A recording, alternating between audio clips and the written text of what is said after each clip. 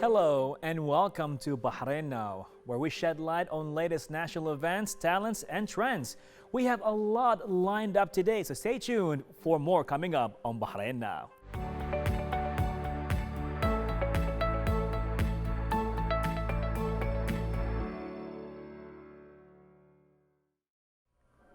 And welcome back. The cryptocurrency market and blockchain projects are reaching mainstream, and security is becoming more essential in the blockchain world. And creating a safe path, we have PathFund, providing customized and secure decentralized services as they provide a friendly and safe environment for users and a launchpad for digital startups and more. It is exciting to know that this development of a project is happening right here in the Kingdom of Bahrain.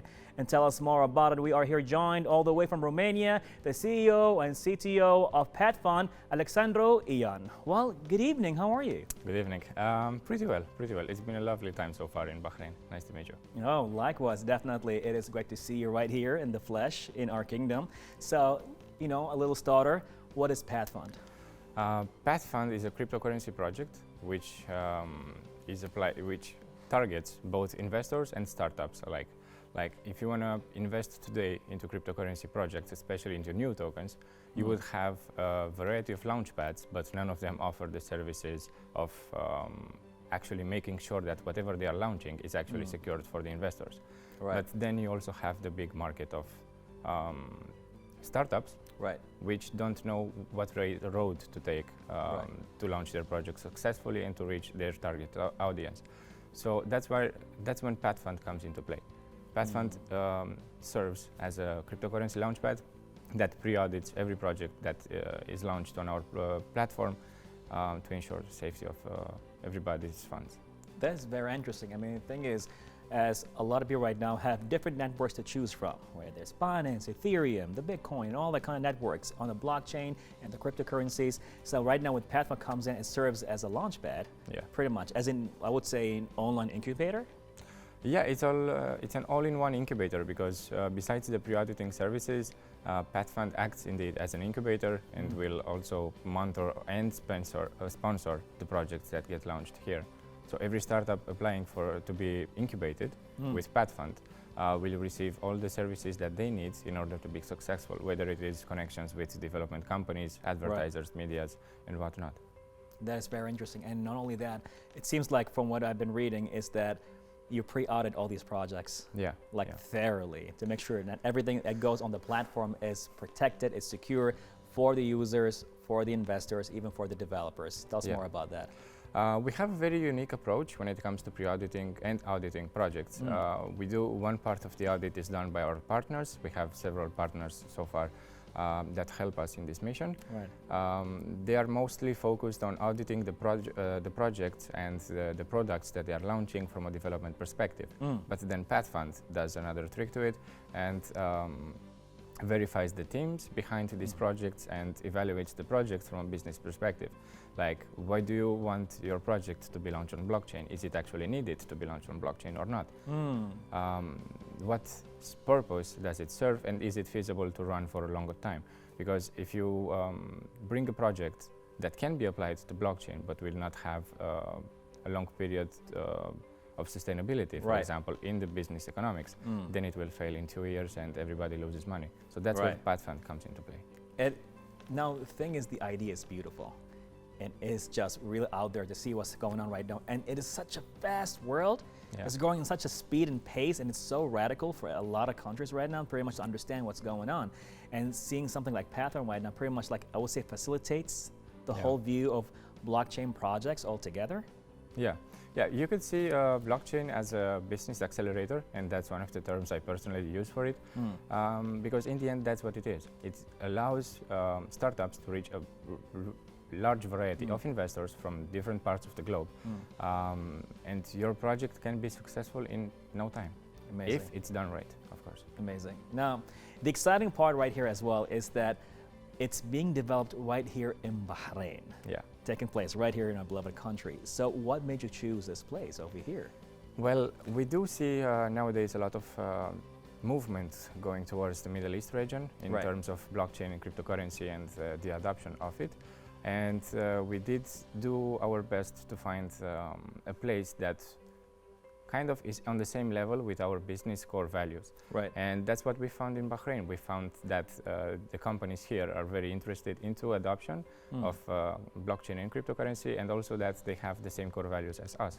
Right. So beyond business, there is this sharing of knowledge and friendship that actually makes things work. Wow, friendship that actually make things work. Yeah. Beautiful.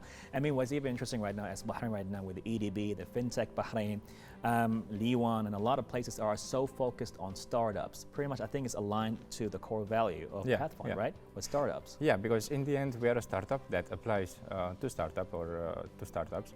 But in the end, it's not about just accepting them and launching them into oblivion. Right. And that's one thing in common that we have as PathFund with Bahrain, for example, because we could be like any other launchpad out there. Right. Accept all the startups, launch them, and whatever happens, happens. Right. And as we see, that's what some countries are doing with cryptocurrency projects as well. They accept them, they regulate them in one way or another, and that's it. They take their hands off, and that's the end of the story for the legal part of the project. But here, the authorities are actually interested in making things as legal as possible and as fair as possible for everybody. So everybody is insured in the end. It's not like you could allow people to register a project and to have a commercial registration for one thing, but they could be doing something totally else. And that's where the state authorities really come into play, and they actually put their interest into it. Amazing, amazing. Now, the project is phenomenal. But tell us what made you actually take that leap. I mean, a little bit about your background, and then what actually sparked the idea of PathFund. Well, the idea of PathFund started from a need that both me and the co-founder Alina Stoyan have seen into the blockchain space, because we were investors at some point and still are investors actually. But this was a business opportunity that we saw and we took it. Everybody likes the new startups that are appearing that are showing up on the blockchain, because from business perspective, you're actually helping them achieve their goals. You have beautiful ideas, new teams coming up every week or so with great projects, but every often it's so usual to find yourself being scammed and left without any money. So we saw this. We've tried different products throughout the market, and we saw that there is not actually a product that applies on everything that we were missing. So that's how we started thinking about PathFund, and that's why we've made it. We've created a product that applies and serves all the gaps that were present at the current time when we've made it. Right. And that's how it all started. We've also added some features which should ensure and will ensure self-sustainability of the project, so we won't have any issues running out of business in, I don't know, 5 or 10 years. Amazing, amazing. It sounds so good to be true, to be honest. It's like, wow, this is actually happening. It's like the whole concept behind it. And it's how the ecosystem all comes together. It's so organic. In the sense that, you know, you have the investors, you have the developers, and you have the pad all together, all coming together and pre-audited at the same time, which is pretty much phenomenal. Now, with all that being said, and now it's pretty much in the development phase and it's heading to new futuristic things. Tell us about the future a bit with PathFund. Well, the future with PathFund will be very interesting, honestly, because we take a very strong approach on security. For example, we've said before, every product and project that will be launched on our platform will be heavily audited by multiple entities and us as well. For example, we have audited one of our products with 3 different auditors. The audit went on for a month, and it was one of the best experiences that we've ever had so far with PathFund. Some may see it as a setback, but considering all the improvements that we have done to the product throughout this period, we can say that we've actually made one of the best decisions since PathFund was launched, to audit it with 3 different entities, having nothing in common, just to see what we can find. And we've done the best thing ever. Yeah, what is interesting right now as well is like a lot of people still kind of like don't really fathom the whole thing with blockchain, right? As projects all together, and the crypto and how it is right now, coming to the real world, all that kind of stuff. So from your perspective, how can PathFund pretty much change the views and what's happening here in the world, in the real world, as project goes? Well, people need to understand, or to at least be interested to research about blockchain and cryptocurrency, as it can actually be beneficial for both parties. Like, you can implement blockchain and technology into literally everything. You can process payments with blockchain. You could have a real-world business taken into blockchain world, and you could have access to a much broader audience with it. So instead of being regional with your business, you could actually see if it is feasible for blockchain and go global in a month or even less. Amazing. I mean, as I've been seeing the directions of the EDB as well, when it comes to blockchain and all that stuff, it seems that Bahrain right now is heading in a very, I would say, calculated, and yet there is a lot of passion and a lot of directives to head on to the, I would say, the Web3, or the future of pretty much of startups and all of that. So how do you see yourself pretty much aligned to all of this with the vision of Bahrain in 2030? Personally, I do think that our vision matches the one of Bahrain authorities when it comes to regulating crypto and taking all the precautionary methods to ensure that everybody's funds are safe, and that whatever happens into the blockchain is not going to be anarchy, as it shouldn't be. It's all the next step towards progression. Amazing, amazing. Now, with all that being said, what would you want to say to your viewers right now? I would tell them to always be safe and to always do their own research. No matter what reports they are posting, due diligence is always better. Don't follow any trends, and do invest only at the proper time. Whenever you feel the proper time, that's when you should be investing into any crypto project. Don't follow the trends. Usually the trends will only drag you down. Wow, you know, normally everybody's saying, you know, follow the trend. No, I've always done the opposite, and whenever people were fearing, I've personally invested more. Even currently, as we are taking this interview, the cryptocurrency market is pretty much affected by different global events. For me, that's not a reason to be concerned, as I'm not investing today to take my money out tomorrow. I'm investing in my future. And that's what I think people should be doing with their investments into cryptocurrency. Because now you can say that the market is heavily affected and it may never recover. The cryptocurrency market has been heavily affected numerous times throughout the time it has existed. But it's always been higher and higher in the total market cap throughout this time. Well, Mr. Alexandru, honestly, exciting times to be in right now. And I think pretty much maybe we're like the early comers, I would say, at this point. Indeed, we are pretty much the early comers, even though we are early is a statement that's oftenly used into cryptocurrency. I still believe that it's a true statement. We are very early for the Web3. Well, thank you so much for making the trip to Bahrain and pretty much, you know, trusting and pretty much bracing what's happening here with developments, and we can't even wait to see what's going to happen with PathFund and Bahrain right here. So it's been a great pleasure. Thank you so much for inviting me. It's been a pleasure. Most definitely.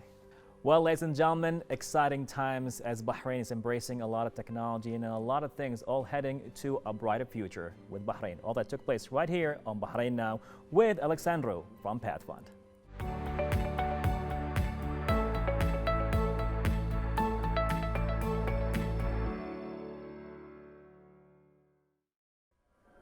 Welcome back, ladies and gentlemen, as now we are having an adventurer and an artist. Madhu Sarda is here to bring us the attempt to summit the Mera Peak in Nepal and to bring it to life in a book that will be launched very soon. The adventurer documented her journey, in which she outlines the process, the preparations, and the course challenges to inspire others. To speak more about it, right here we are pleased to be joined here by Madhu Sarda. Well, good evening and welcome back. Thank you, Bara. It's very nice to be back. Thank you. Definitely. You mean every time you come back, you bring something even bigger and crazier than before. So, Mera Peak, right? Yes, it is. Wow. Tell us more about that experience. Okay. I had been to Mount Everest Base Camp earlier. So for my next adventure, I wanted to go to Kilimanjaro, actually, in Africa. But then COVID happened, and I did not want to take any chances, me being stuck there, just in case I got infected or something. But Nepal being my home country, I could take that risk. And this was the next step after Mount Everest Base Camp. So yes, I thought, why not? Well, you make it sound very casual, which is to a lot of people like a leap of life. Indeed it is, because after 5,000 meters of altitude, everything is a leap of life. But I could not reach full of it. I reached 6,000 meters almost. Yeah. And due to a few unfortunate things, I couldn't do the summit. Right. But inshallah, in future, I plan to go back again and do much more. Yeah. Let me ask you, what makes you want to go to these crazy adventures that's full of excitement, full of challenges? What pushes you to do that? Actually, they are extremely difficult. When I sit here and talk about it, everything seems so happy, nice, adventurous, and the pictures, they also the beautiful part. But the real picture back there, it's not so difficult. It's extremely painful, and you have to be fit 365 days a year. It's not something you prepare 1 month and go. Swimming, yoga, gym, you have to work on your core, everything. But then the beautiful part there is when you are there in nature, when you are just a very tiny part of that whole Himalayan range, the mountains, the flora, fauna, jungles, it makes you feel insignificant. It shows you have a time to reflect what you really are, what you want to do, and how connected you are to yourself. You know, it's like meditation. Wow. I love doing meditation, and that is the best place where I connect myself. It's amazing. It's amazing. You just said that it needs approximately a year, pretty much, like more than 300 days between yoga and core building and all of that. And for that, maybe how long will it take? Like how long it took you for the Mera 15 Peak? days journey. 15 days. Yeah. What I meant was it is ever-going process. It's never-ending process. You cannot skip. You cannot just prepare for a month or two. It has to be your lifestyle. Fitness has to be your lifestyle. Food has to be your lifestyle. Your positive mentality. Wow. Challenging attitude. So determination, passion. That has to be your lifestyle. My next project is much bigger. This is just the tip of the iceberg. Really now? Yes. I want to do 7 highest summits on 7 continents. Oh God. Yes, and for that I need to train much better. I want to do it professionally, and I'm looking for collaborations. Yes, and for this upcoming book of mine, I have got so much support from the community. I got sponsor for the book, so all the sales from the book, it will go for charities. Well, bless you. Yeah, bless you for that. It's something inborn in me. Right. Yeah, the infatuation, it was always there. Being in Nepal, being raised in that place, but I never in my dreams thought I would go there, anywhere near them. So in last few years, this has come up, and I thought, why not? Let me try. Let me go small. Take small steps. I started with 3,000 meters, 4,000, 5,000, and then this 6,000 meters. Unfortunately, I could not do the summit because of lack of gear. I did not have proper gear. I had to rent a few things and borrow a few things.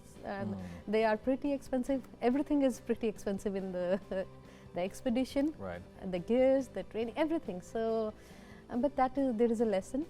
I need to be prepared much better in each and every way. But yes, inshallah, things are looking very good because I have got a few people who are on my team now, and they want me to go all the way.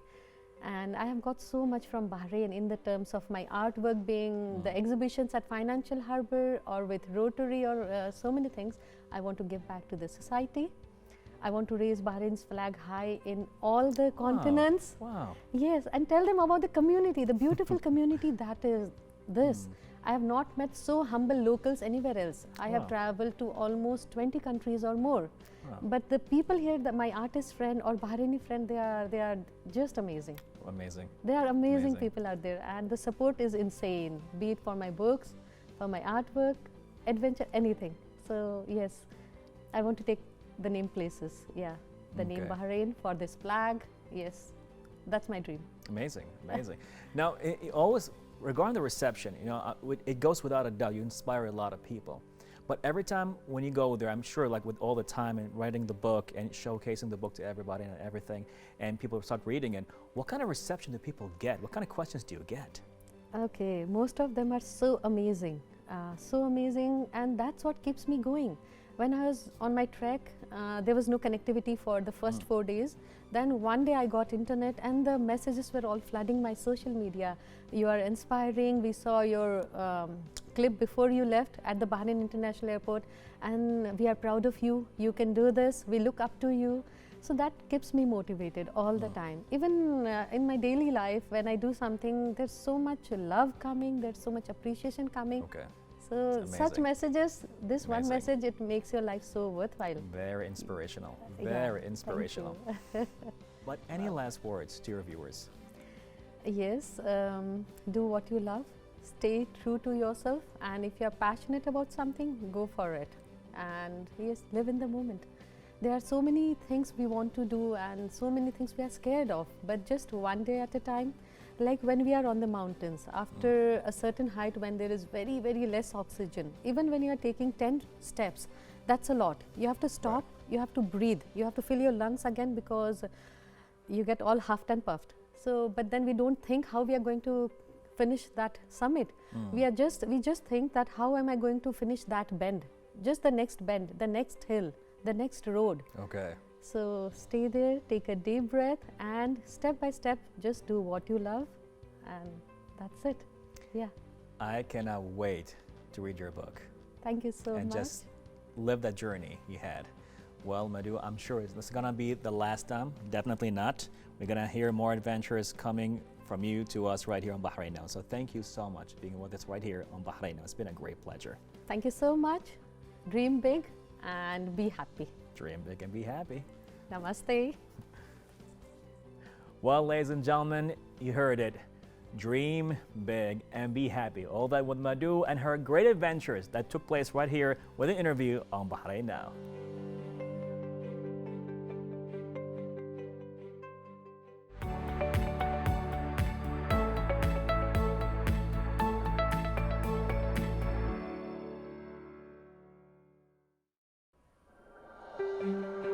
And ladies and gentlemen, to another exciting segment and interview, we're joined today by a very well-known personality in the culinary world.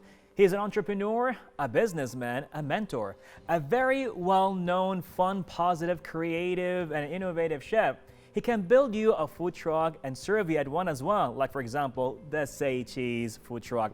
And he's here today to talk to us more about his latest innovation, Fatty Patty. So ladies and gentlemen, with us here today is the master chef, Mahdi Taheri. Well, good evening, Mahdi. How are you? I'm fine, thank you. After this introduction, I don't know what to say actually.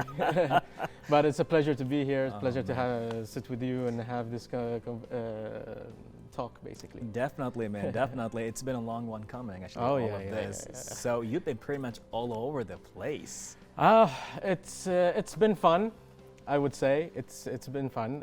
We've had a lot of things to do, a lot of work to be done. Right. Just finished the season 5 of Top Chef, as you can see. Crazy. And Crazy. we've been through a lot of different businesses and aspects. Yeah. One of them is Steel Masters, which is the main fabricator for the smokers and everything related to barbecue and all of these Yeah. sense. Steel Masters is basically the one and only fabricator for the smokers in the GCC. Man.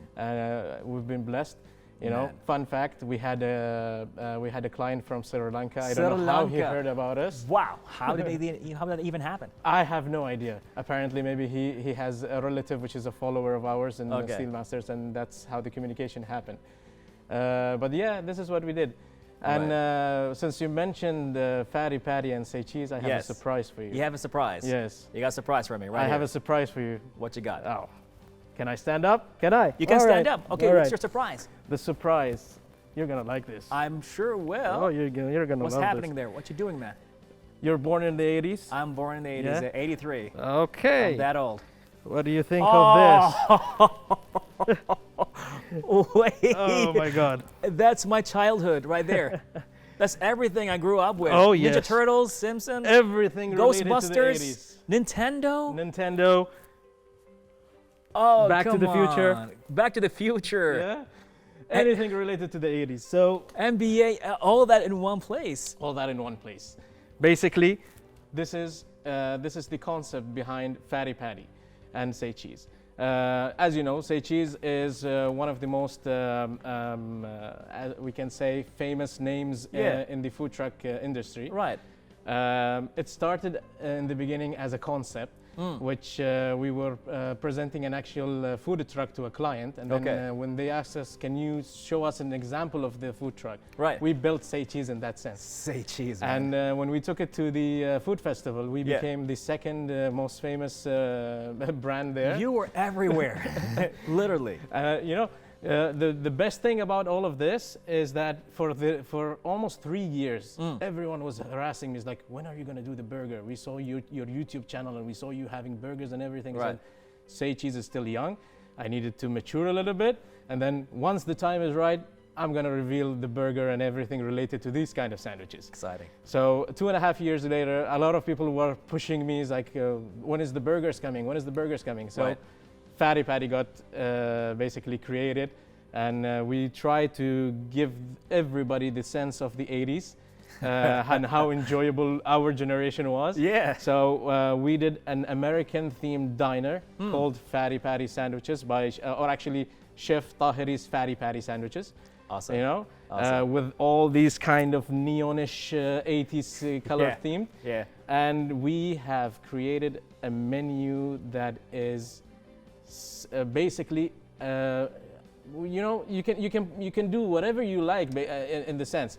You can have fatty patties the way you like. Our menu is build it your own, build your own menu. So you can have a sandwich which contains 1 patty, 2 patties, 20 patties, as much as you like, you know. And in the same time, I added a twist to it by adding the barbecue smoked section of the Steelmasters inside that. That's a concept. Bit too good. Now the thing is about you and the whole thing with Fatty Patty, as I gave it like I think several visits by now. Oh yeah, at this point. Yeah. I mean, we're dedicating an entire wall for you. Believe me, you're gonna have your own corner there. Yeah, I'm addicted. It's a problem. I mean, the next time you come to Fatty Patty, you have your own Fatty Patty T-shirt. Woo. Let's go. Let's go. 80s. I'm all about that. All about the 80s. Thing is, like a lot of people when they go and they open their own business, you know, they have to assemble all the ingredients, whether it's the cooker, the griller, the place, you know, the food, the contents, the ingredients, and all of that. Sure. But you take everything a bit, like I would say, to another aspect, to another dimension. You build your own griller. Yeah. You have your own griller. Yeah. All right. Yeah. You smoke your own briskets for like what, 12 hours a day? Yeah. Yeah. Whoa. I mean, if we are going on the weekends, our barbecue smoker is basically open for 24 hours. My God. You know, an average cooking period for any brisket is around 12 hours. So and we cannot stop because it became a big demand from our clients. You know? So we cannot stop it, and it's an everyday process. On the weekend, it's a 24-hour process basically going on.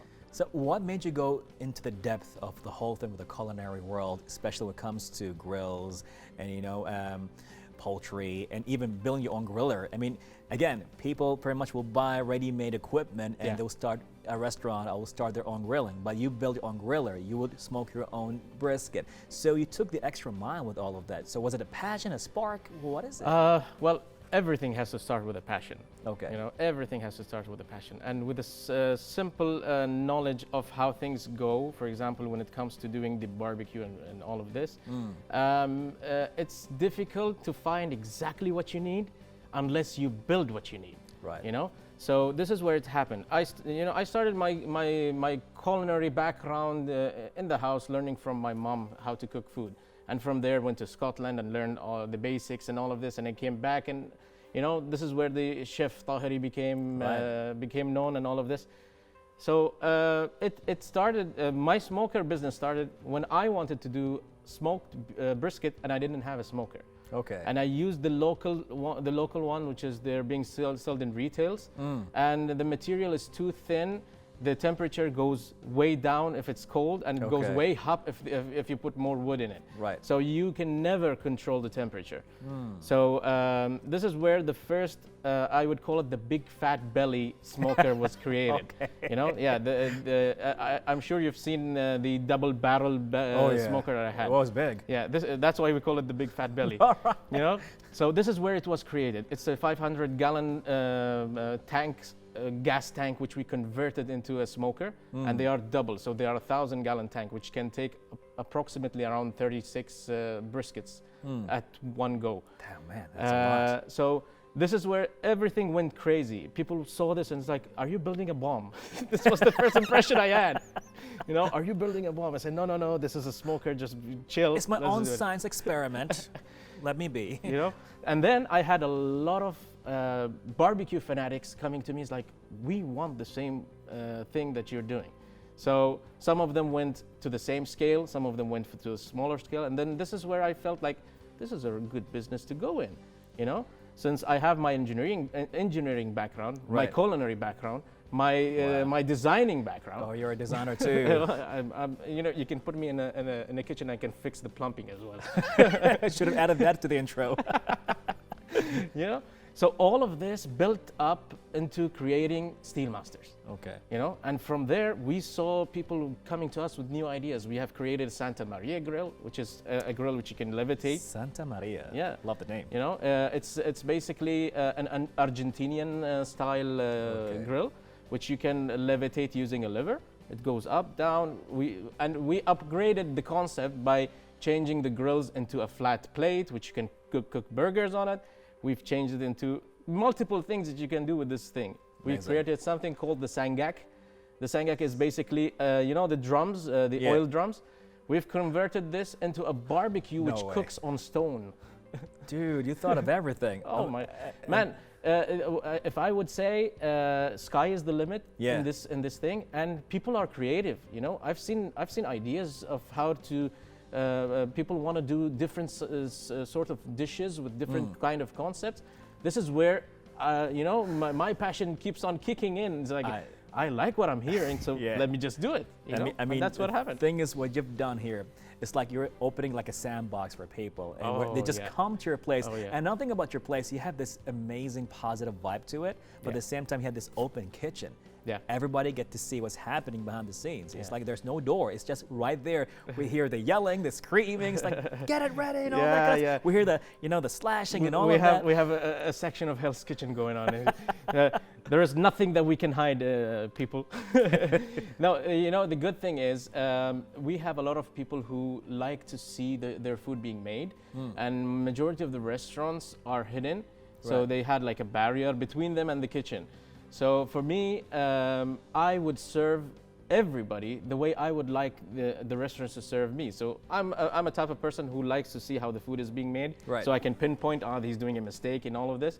So I said, you know what? I'm gonna remove the entire wall. So I made an open kitchen where it's in the main restaurant. Everybody who sits down can have a nice view of the food being made. They can even contribute by saying like, can you add more to that? You know, or some people will say, can I come and do it myself? So we built a concept which is interaction based.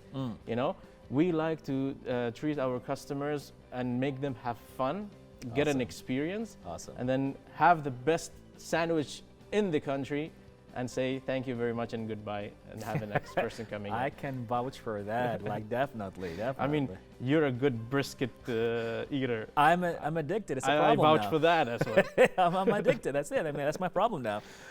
It's beautiful what's going on over there. I mean, how you pretty much put a lot of love to what you do and all of that. And I can only imagine the future. Now you have future projects coming up. What you got? Oh yes.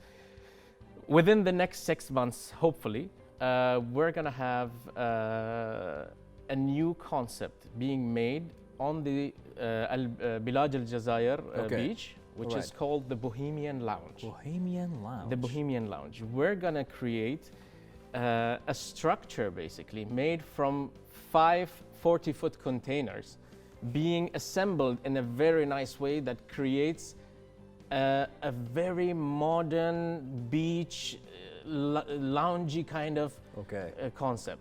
And it's gonna be a very high-end fine dining restaurant.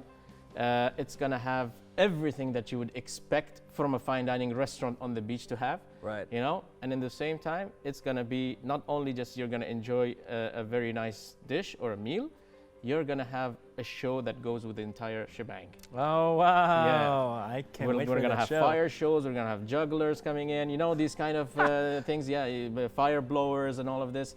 You're gonna enjoy every second on that sitting on your table. It's an basically. experience altogether. And you know, one of the things is we have people who can sit on the tables. Right. We have people who can sit inside, and we have Right. people who would sit on the floor, the bohemian Let's way. go. Yeah. Floor style. Let's Yeah. go. And then everything that is being served is pieces of heaven and an experience. Oh man, come on. Oh wow, wow, such a sweet talker. Oh, Piece of heaven. You're hungry, no? A bit, yeah. Thinking of that brisket again. Oh yeah. Sliced on the side with mac and Well, cheese, your please. your plate is waiting for you. Oh, is it? We need to go. Oh yeah. So now exciting things are happening, and pretty much you're like showcasing what can be done right here in Bahrain. Yeah. And you know, and all the resources going on, and people have been so receptive Yeah. to the amazing innovations that you bring together. Not only food, but you bring an experience all together with it. Yeah. So how do you feel about all this overwhelming? Because you've been coming to Bahrain TV so many times. It's just like we can't have enough of you. I've been saying it to everybody. So when am I gonna have my own show, cooking show on Bahrain TV? But yes, man, everything is overwhelming. I mean, you would see me in multiple places at the same time. You would say like, how many copies of you are available in the country? That's a good question. You know? Yeah. So you would see me, for example, in the morning, I would be doing steel masters work. In the afternoon, I would be doing something for Say Cheese, and in the evening, something for Fatty Patty, so the Bohemian Lounge. So I'm basically multitasking in a multitasking scenario. Wow. You know. Wow. And all of this is just going well because it's something that I enjoy to do. And more things are gonna come soon, hopefully. A new concept which I cannot discuss on really? TV. We can get an exclusivity right here? It would be something that is. Yeah, I can tell teaser? you one thing. Say Cheese soon is gonna be, or actually, it is franchised now in Dubai, and Amazing. soon enough Amazing. that it will be launching in the middle, in the heart of Dubai. That is beautiful. So this is one of the parts which Say I can Cheese discuss. made it all the way to Dubai, Yeah, yeah. which is not a surprise. Not a surprise. I mean, winning like what, first or second place, the tourism chart. Oh yeah, we were actually number one in footfall, Okay. and number two in actually the amount of profit that we made. You know why? It's because that cheese stretch game you had. Oh Yeah. Have you seen any of the videos of the street? I've seen several, and what is the longest? Oh, one of the things that we did was a stretch your cheese or stretch your sandwich challenge. Right. And you know, I've been seeing a lot of people coming in and doing the stretching challenge and all. Right. Until one day in the festival, I had a customer who came and he's like, I want to do the longest stretch possible. I said, I cannot cheat by giving you more cheese. Yeah. No. I'm gonna do it, but I'm gonna advise you to go slowly. Okay. You know, so you don't stretch it at.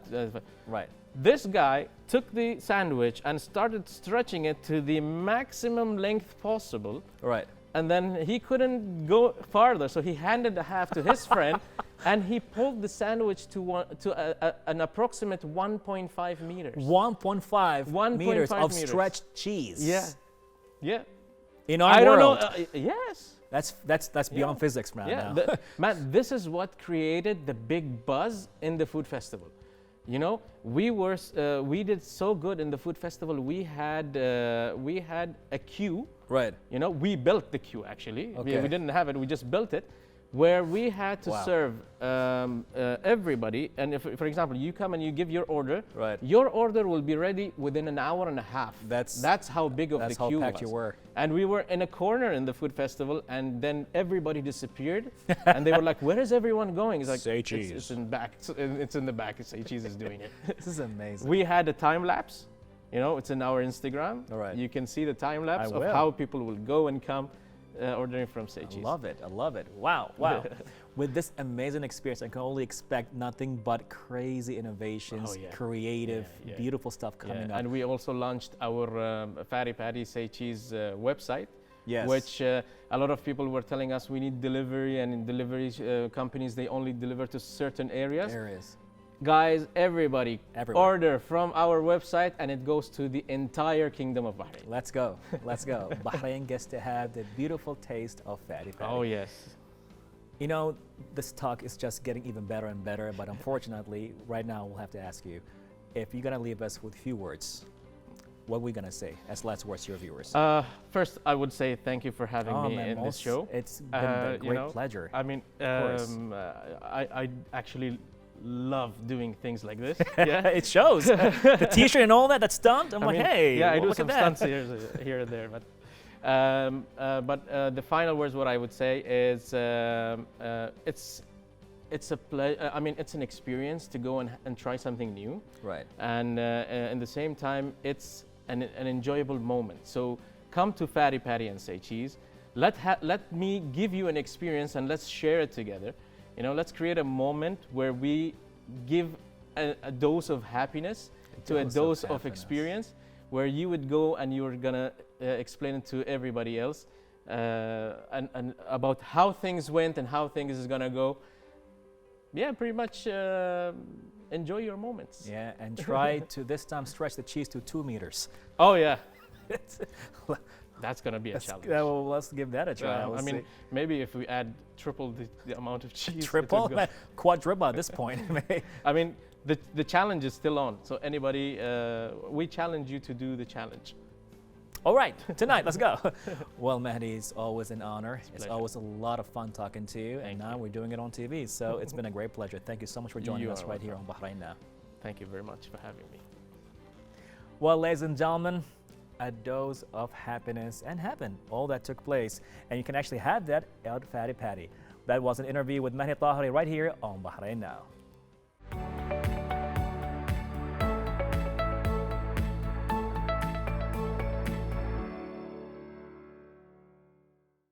Well, ladies and gentlemen, this brings us to the end of today's episode of Bahrain Now.